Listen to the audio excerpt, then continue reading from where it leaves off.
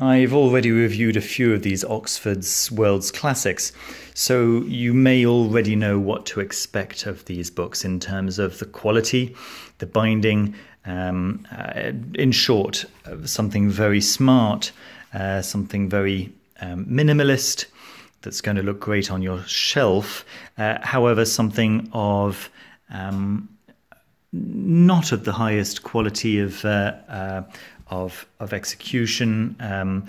For example, it is perfect bound rather than sewn, and the quality of the materials is quite low, the paper pulpy and so on and so forth. However, you probably also know how much I do love these editions, mainly because I really like the material in which they are covered. It feels sturdy, and despite the books being quite tight, I find them quite enjoyable to read.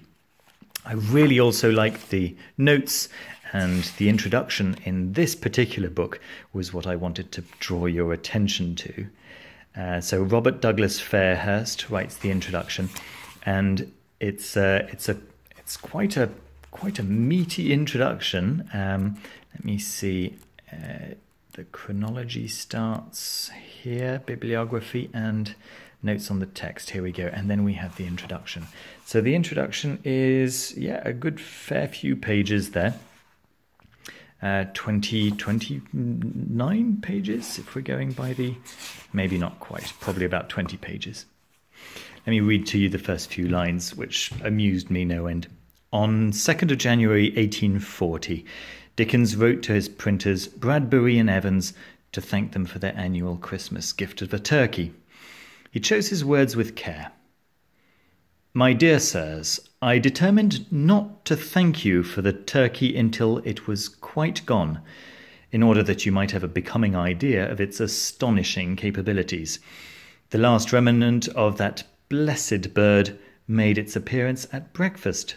Yesterday, I repeat it, yesterday, the other portions having furnished forth 7 grills, 1 boil, and a cold lunch or 2. It's a generous letter, fully in keeping with the generosity of the people he is addressing. Still, like many people who write to express their thanks for unexpected or unwanted Christmas gifts, it seems that Dickens could not resist poking gentle fun at the purchaser's taste, not least by hinting that sending him a turkey the size of a small child was perhaps being generous to a fault. Is there a note of reproach in my dear sirs? There's certainly more than one sense in which a turkey that hangs around for a week might be thought of as that blessed bird, as is clear from Dickens's decision to pump up turkey to capital Turkey.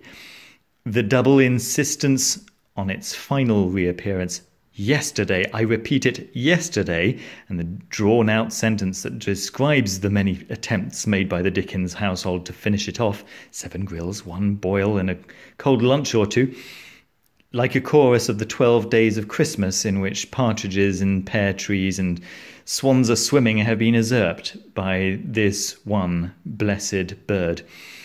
Even the reference to the turkey's astonishing capabilities seems suspended between wonder and worry, as if a turkey that produced so many leftovers came close to being a real-life version of those enchanted objects and creatures, pots overflowing with porridge or geese laying limitless supplies of golden eggs that throng the pages of fairy tales.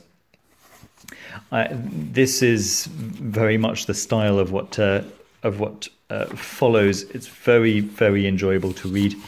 Very, in very good humour, and it's lovely. Then the notes on the text, bibliography, and that chronology that I showed you earlier on. Okay, what do you get inside? You get, I think it's 5 Christmas books. Let's have a look. The Christmas Carol, The Chimes, The Cricket on the Hearth, The Battle of Life, and The Haunted Man. And they are illustrated. I was really, really surprised. Let me show you.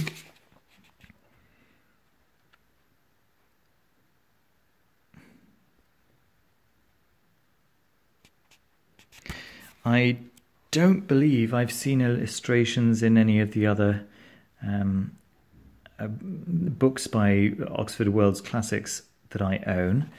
But yes, the illustrations are right there, and the frontispiece, at least for the Christmas Carol, is present.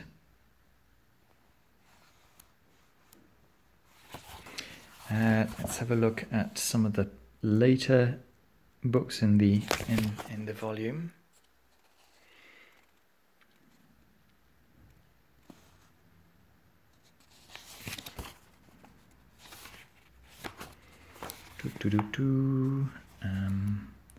Let's find the chimes here.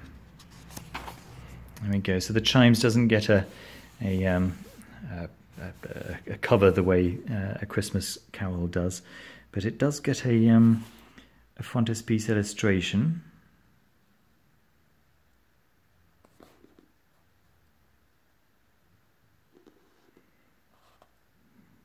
Spirits of the Bells.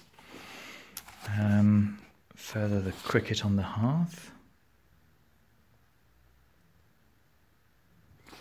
As I say, very, very surprised to get illustrations here. Some of these are not quite as copiously illustrated as the A Christmas Carol, and so on. This is the Haunted Man. Once you get towards the end of the book, there's a nice couple of pages here. There's What Christmas Is As We Grow Older by Charles Dickens. And there's this lovely thing which is Dickens's reading version of A Christmas Carol. He liked to read A Christmas Carol, and it's just this 2-page spread where they show you a copy on which Charles Dickens has scribbled in order to keep the story short and punchy and easy for him to read, with also tones to mystery in the margins, giving him some indication of how to read it, and the explanatory notes. There we go. That's A Christmas Carol, the Oxford World's Classics edition, and other stories, edited with an introduction and notes by Robert Douglas Fairhurst.